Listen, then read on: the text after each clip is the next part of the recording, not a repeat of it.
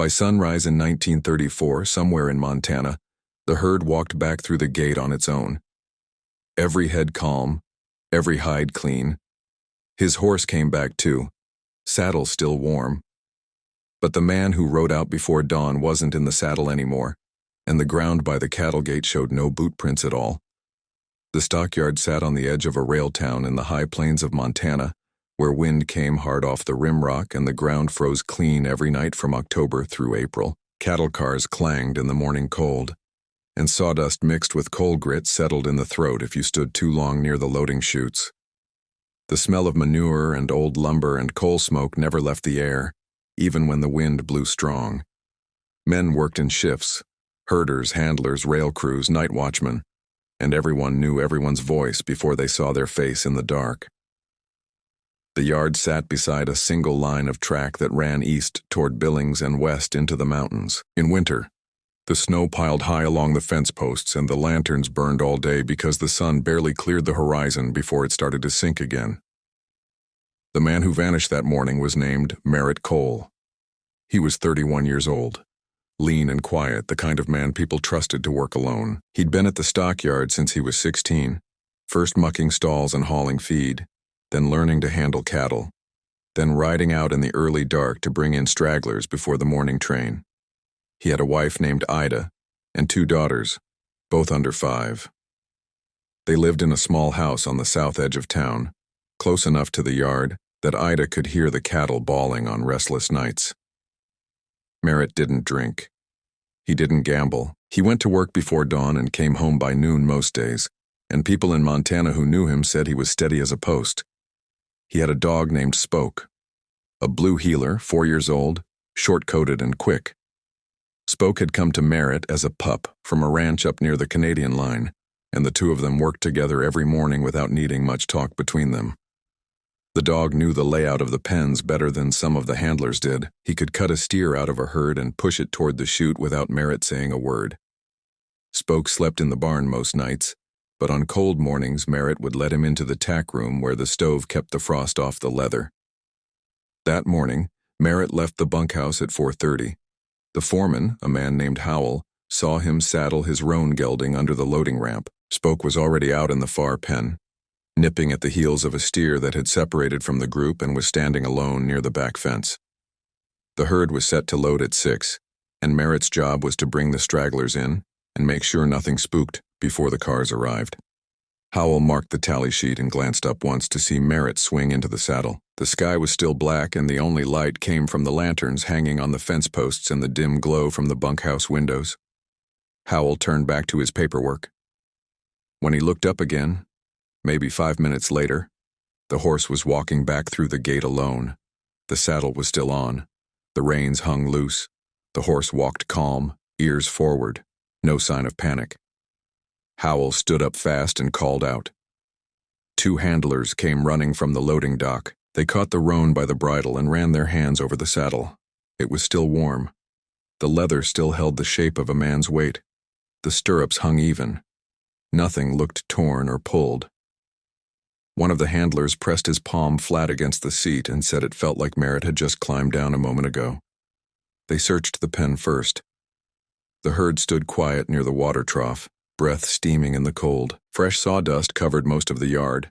It had been spread the night before to soak up the mud and keep the footing solid for the cattle. Where the wind had blown it thin, the men could see hoof marks, cloven, deep, clear.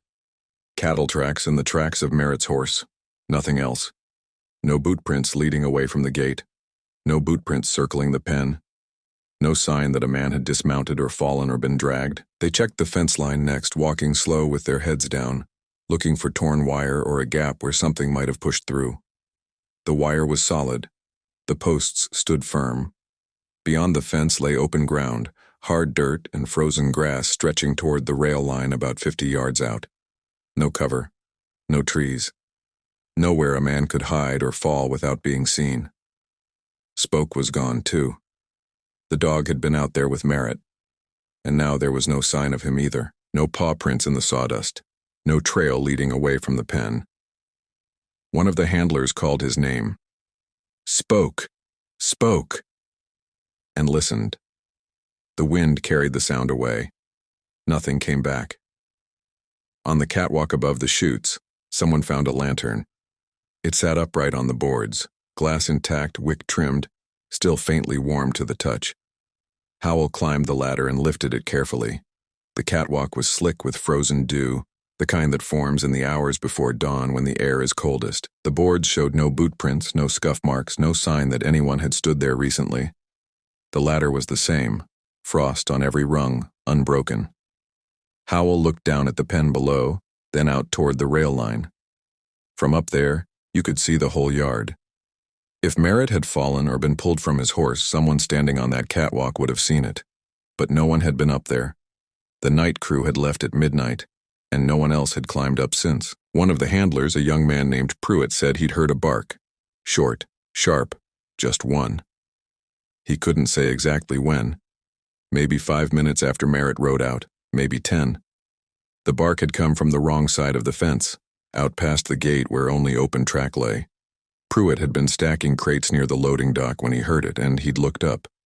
But the dark was so thick he couldn't see past the lantern light. He figured Spoke had slipped through the fence somehow and was chasing something out in the field. He went back to his work and didn't think about it again until the horse came back alone. Another man, older, said he'd heard it too. But he swore the bark came from a different direction, closer to the loading dock, maybe even from inside the yard. He and Pruitt looked at each other and stopped talking. They both knew what it meant if the dog had barked from 2 places at once, or if the sound had come from no place at all. By mid-morning, every man in the yard had heard the story. Merritt Cole rode out before dawn with his dog. The herd came back calm. The horse came back saddled and warm. The man and the dog did not. The lantern sat warm on a catwalk no one had climbed. The sawdust showed no boot prints, no paw prints, no sign that anything except cattle had walked through that pen, and somewhere in the cold dark a dog had barked once. From the wrong side of the fence, or from 2 sides at once, or from nowhere anyone could name. Old hands in Montana still won't ride that stretch alone before sunrise. They say the lantern should not have been warm. They say the sawdust should have held some trace of him. They say Spoke never came back, and neither did Merritt, and the only sound anyone heard was a bark that shouldn't have been possible. The search began within the hour. Howell sent a runner to fetch Ida Cole from the house on the south edge of town. She came quick, wrapped in a shawl, the 2 little girls left with a neighbor. When she saw the horse standing saddled and the men gathered near the gate, she stopped walking. Howell had to go to her and take her arm. He told her what they knew, which wasn't much. Merritt rode out at 4:30. The horse came back alone at 4:40, maybe 4:45. No sign of him. No sign of Spoke. She asked if they'd checked the rail line, and Howell said they were about to. By 7, there were 15 men walking the field between the stockyard and the tracks. They spread out in a line, shoulder to shoulder, moving slow with their heads down. The ground was hard and frozen, but here and there patches of thin snow held prints: rabbit, coyote, the light scrape of a bird's claw. No boot prints, no dog prints, nothing human. The rail line sat empty and cold. The ties dark with creosote, the steel rails slick with frost. One of the men knelt and pressed his hand flat against the gravel between the ties. He said it was colder than it should be, like something had pulled the warmth right out of the ground. Another man told him to stop talking nonsense. They checked both directions along the track, a 1/4 mile east and a 1/4 mile west. The snow along the rail bed showed no disturbance. If Merritt had walked out there or been dragged or fallen, there would have been some mark. The men found nothing. By 9, the sun was up and the light was hard and flat across the field. They could see for miles. There was nowhere to hide. Back at the yard, Howell went through the timeline again with everyone who'd been on shift that morning. The night crew had left at midnight. 3 men, all accounted for, all home in their beds by 12:30. The morning crew started arriving at 4. Merritt was the first one out to the pens. Howell had seen him saddle up at 4:30. Pruitt heard the bark maybe 5 or 10 minutes later. By 4:45, the horse was back. That gave them a window of 10, maybe 15 minutes. In that time, Merritt Cole and his dog had vanished from a flat open yard surrounded by men and lanterns, and the only sound anyone remembered was a single bark coming from a place it shouldn't have been. One of the older handlers, a man named Duran, said he'd been standing near the water trough around 4:35. He'd been filling buckets for the cattle, and he'd heard something strange. Not a bark, but a whistle. 2 notes, low and sharp, the kind Merritt used when he wanted Spoke to circle back. Duran said it came from out past the fence, somewhere near the rail line. He'd looked up, but the dark was too thick to see anything. He figured Merritt had ridden farther out than usual and was calling the dog back. He went on filling buckets and didn't think about it again until the horse came back alone. Howell wrote that down. 2-note whistle. 4:35, maybe 4:40. Out past the fence near the rail line. He asked Duran if he was sure about the time. Duran said he was sure enough. He asked if anyone else had heard it. No one spoke up. By mid-afternoon, they brought in dogs, 2 hounds from a ranch north of town, trained to track deer and coyote. The handlers led them to the gate where Merritt's horse had come back through. The dogs sniffed the ground, circled the pen, and then sat down and whined. The handlers pulled them forward. The dogs planted their feet and refused to move. One of them started to shake. The handler cursed and dragged him toward the fence line. The dog pulled back so hard the collar choked him, and finally the handler let go. The dog ran straight back to the truck and wouldn't come out. The second dog made it as far as the rail line before it stopped. It stood in the middle of the track, head low, ears flat, and then it turned and walked back toward the yard without being called. The handler said he'd never seen the dog quit like that. He said it looked scared. That night, Ida Cole sat in the kitchen of the bunkhouse while the men came and went. Some brought her coffee. Some just nodded and went back outside. She didn't cry. She sat with her hands folded on the table and stared at the door like she expected Merritt to walk through it any second. One of the women from town came and tried to take her home, but Ida refused. She said she wasn't leaving until they found him. Howell organized a night search. 12 men, all with lanterns, walking the field again in a grid pattern. They tied strips of white cloth to the fence posts to mark where they'd already looked. The wind picked up after dark, and the lanterns swung wild on their poles, throwing long shadows across the frozen ground. The men moved slow, calling Merritt's name, calling Spoke's name, listening for any sound that wasn't wind or the creak of their own boots. Around 10 o'clock, one of the men shouted. The others ran toward him. He was standing near the far edge of the field, about 30 yards past the rail line, holding his lantern high. He pointed down at the ground. There, in a patch of thin snow, was a single boot print. Deep, clear, the right size for a man. But it was facing the wrong direction.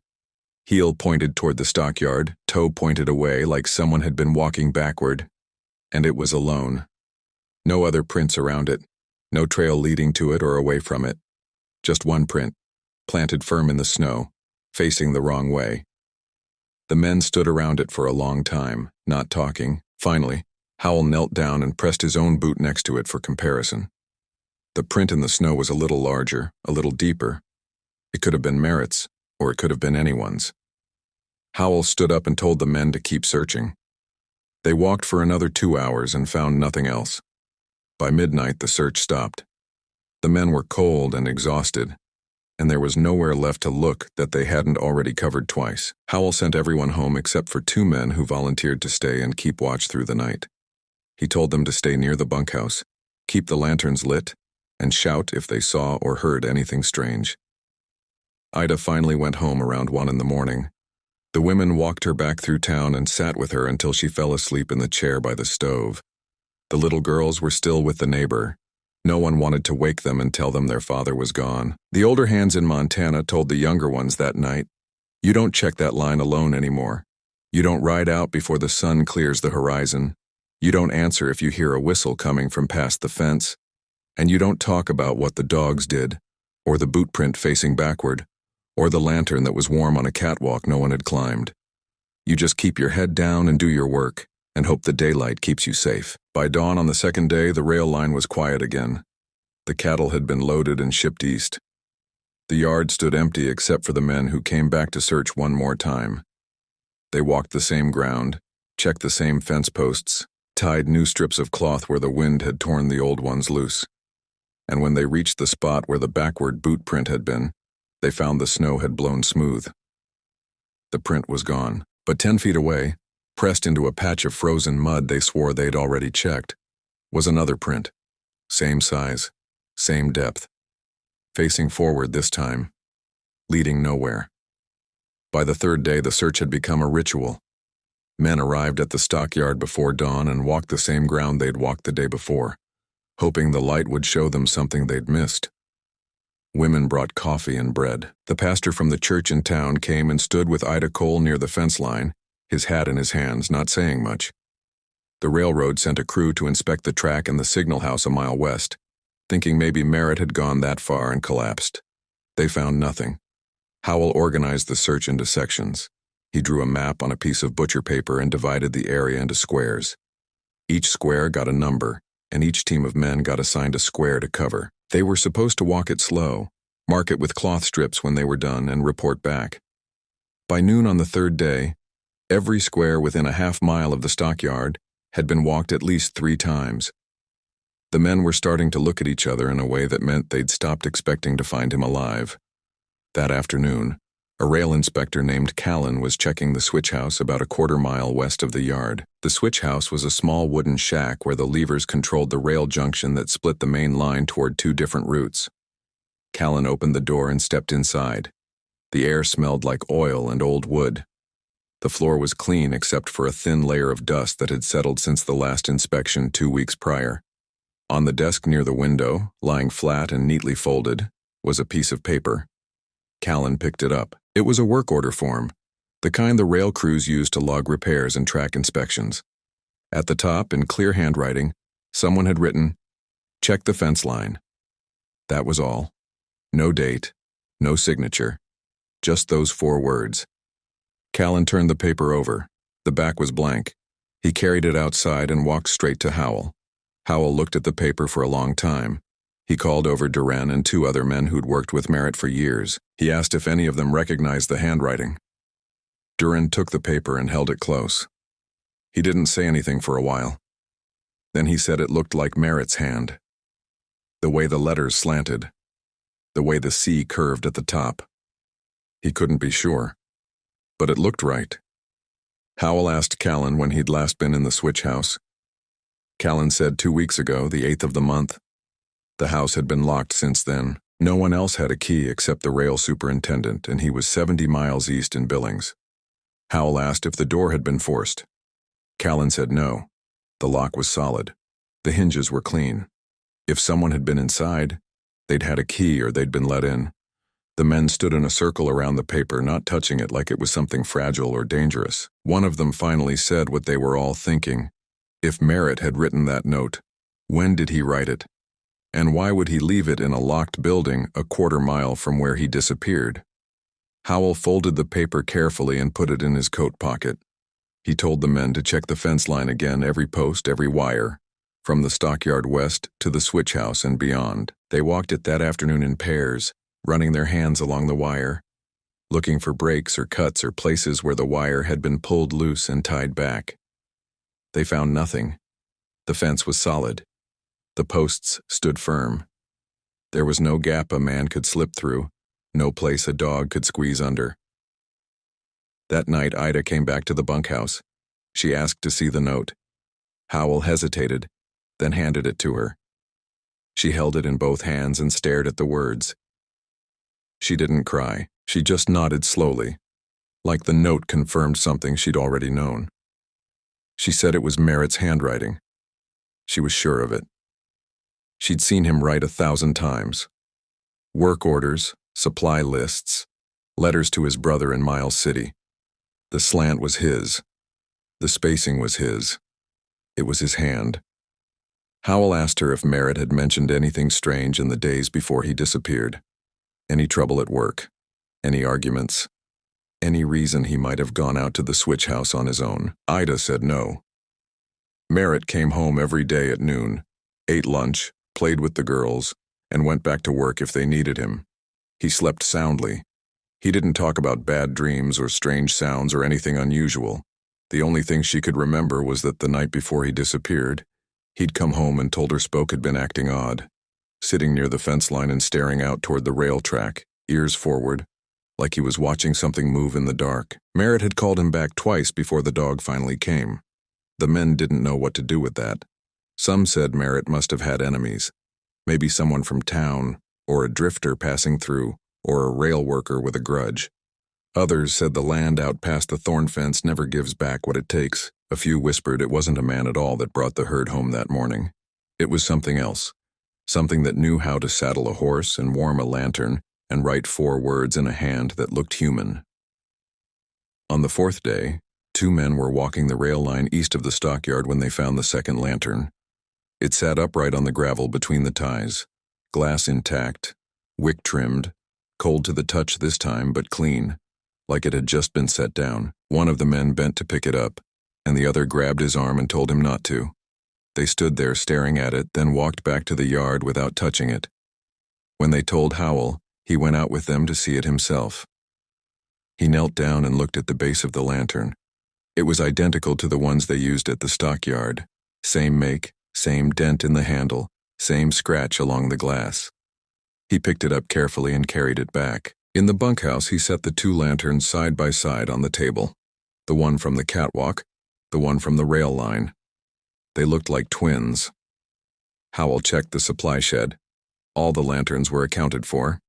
He checked the rail crew's inventory. Nothing missing. He asked the men if any of them had lost a lantern in the last week. No one had. Duran said quietly that Merritt used to carry a lantern like that when he rode out before dawn. He'd hung it from his saddle horn so he could see the ground ahead of him. But when the horse came back, there'd been no lantern on the saddle. Howell asked if anyone had checked. No one had. They'd been too focused on the saddle itself, on the warmth still in the leather. They'd forgotten to look for what wasn't there. That night, after the search had stopped and most of the men had gone home, Howell sat alone in the bunkhouse with the 2 lanterns on the table in front of him. He didn't light them. He just sat and looked at them, trying to make sense of how one had been warm on a catwalk no one had climbed, and the other had been cold on a rail line no one had walked. He thought about the note in Merritt's handwriting, and the backward boot print that had vanished and the forward boot print that had appeared, and the 2-note whistle Duran had heard from a place Merritt shouldn't have been. After that week, nobody in Montana took that stretch of track alone before dawn. Not then. Not now. The older men told the younger ones you don't answer if you hear a whistle past the fence. You don't touch a lantern you find sitting clean on cold ground. And you don't talk about the note or the second lantern or the way the dog had stared out toward the dark the night before his master disappeared. You just do your work in daylight, with another man beside you, and you hope that's enough. The search lasted 2 weeks. By the end, men had walked every inch of ground within 3 miles of the stockyard. They'd dragged hooks through the creek beds, checked abandoned line shacks, climbed water towers, and searched the rail cars sitting idle on the sidings. They found nothing. No body. No clothing. No sign that Merritt Cole or his dog had ever existed beyond the moment the horse walked back through the gate with the saddle still warm. Ida left town 6 months later. She took the girls and moved east to stay with her sister in Glendive. People understood. There was nothing left for her in that rail town except questions no one could answer, and a house that felt too empty. Before she left, she gave Howell the note that had been found in the switch house. She said she didn't want it anymore. She said it felt wrong to keep it, like holding on to something that didn't belong in the world. Howell folded it carefully and locked it in the desk drawer in the bunkhouse office. As far as anyone knows, it's still there. The stockyard kept running. Cattle still came through on the morning trains. Men still worked the pens and the loading chutes. But things changed in small ways that added up over time. No one rode out alone before dawn anymore. The foreman made it a rule: 2 men, never one, and always after the sun cleared the horizon. If someone had to check the far pens or the fence line in the early dark, they carried 2 lanterns and stayed within shouting distance of the bunkhouse. The night crew started leaving all the lamps lit along the rail line, even though it wasted oil, because no one wanted to work in full dark anymore. The catwalk above the chutes was torn down 2 years later. Howell said the wood had rotted and it wasn't safe, but everyone knew that wasn't the whole reason. Men had stopped using it after Merritt disappeared. They'd take the long way around rather than climb that ladder, and when they had to walk past it, They'd glance up at the empty boards and keep moving. Tearing it down felt like removing a scar. The switch house was locked permanently in 1936. The railroad rerouted the junction and built a new control station a mile north. The old house sat empty for years, windows boarded, door chained, until it finally collapsed in a windstorm in the late 40s. By then, most of the men who'd worked the search were gone, retired, dead, or moved to other towns. But the story stayed. People in Montana still tell it. The older ones, the ones who remember the names and the details, tell it to the younger ones when they start work at the rail yards or the stockyards or any place where men work alone in the early dark. They don't call it a ghost story. They call it a warning. They say Merritt Cole rode out one morning in 1934 with his dog and never came back, and the only things left behind were a warm saddle, a warm lantern on a catwalk no one had climbed, a note in his handwriting in a locked house, and a second lantern that appeared on the rail line days later, clean and cold and impossible. In 1947, a new hire at the stockyard, a young man from Butte who didn't know the story, found a lantern sitting upright on the loading dock one morning before dawn. He picked it up and carried it to the foreman's office, thinking someone had left it by mistake. The foreman looked at it, asked where he'd found it, and then told him to put it back exactly where he'd picked it up and never touch it again. The young man asked why. The foreman said, "Because that lantern doesn't belong to us. It never did." The lantern sat on the loading dock for 3 days. No one moved it. No one went near it. On the 4th morning, it was gone. No one saw it leave. No one asked where it went. Ida Cole died in 1959. Her daughters, grown by then, came back to Montana for the burial. One of them asked if anyone in town still remembered her father. An old man who'd worked the stockyard in the 30s said yes. People remembered. He told her the whole story. The warm saddle, the note, the lanterns, the search that found nothing. She asked if he thought her father had been killed. The old man said he didn't know. She asked if he thought her father had run away. The old man said no. He didn't think that either. She asked what he did think. The old man was quiet for a long time. Then he said, "I think something took him, and I think it knew how to make it look like he'd never been there at all." The stockyard closed in 1962. The rail line was rerouted again, and the town shrank as people moved closer to the new highways. The pens were torn down. The bunkhouse was sold and turned into a grain storage shed. The land where Merritt Cole disappeared is open field now, empty except for the wind and the grass and the fence posts that still stand in a long line stretching toward the horizon. But people in Montana who know the story still won't walk that stretch alone before sunrise. Parents tell their children not to answer if they hear a 2-note whistle coming from the wrong side of the fence. Ranch hands working the high plains tell new hires you carry 2 lanterns, not 1, and you never ride out alone in the dark. And if you find a lantern sitting clean on cold ground, you leave it there. You don't ask who put it there. You don't ask why it's warm when it shouldn't be. You just turn around and walk back the way you came, and you don't look behind you. The note in Merritt's handwriting, the one that said "check the fence line," was never explained. Neither was the second lantern, or the backward boot print, or the forward print that appeared in ground already searched. Neither was the 2-note whistle Duran heard from a place Merritt couldn't have been, or the single bark Pruitt heard from 2 directions at once, or the way the dogs refused to track past a certain point and shook like they'd seen something men couldn't see. Some said Merritt had enemies and someone settled a score that morning in the cold dark. Others said he'd fallen somehow, or been dragged by the horse, or collapsed out in the field where the search parties missed him. A few said the land out there takes what it wants and doesn't leave evidence. And Merritt Cole was just the latest in a long line of men who disappeared in places they shouldn't have. But the people in Montana who lived through it, the ones who walked the search grids and found the lanterns and saw the note and heard the stories from men who don't lie. They don't talk about what they think happened. They just follow the rules. 2 men, never 1. Lanterns always lit. No one out before dawn. And if you hear a whistle or a bark coming from past the fence line, you don't answer. You don't investigate. You turn around and you go back and you tell yourself it was the wind or a coyote or your imagination, even when you know it wasn't. Which version makes sense here? The human one, the natural one, or the impossible one nobody in Montana dares to say out loud. Subscribe so you don't miss the next story. It's the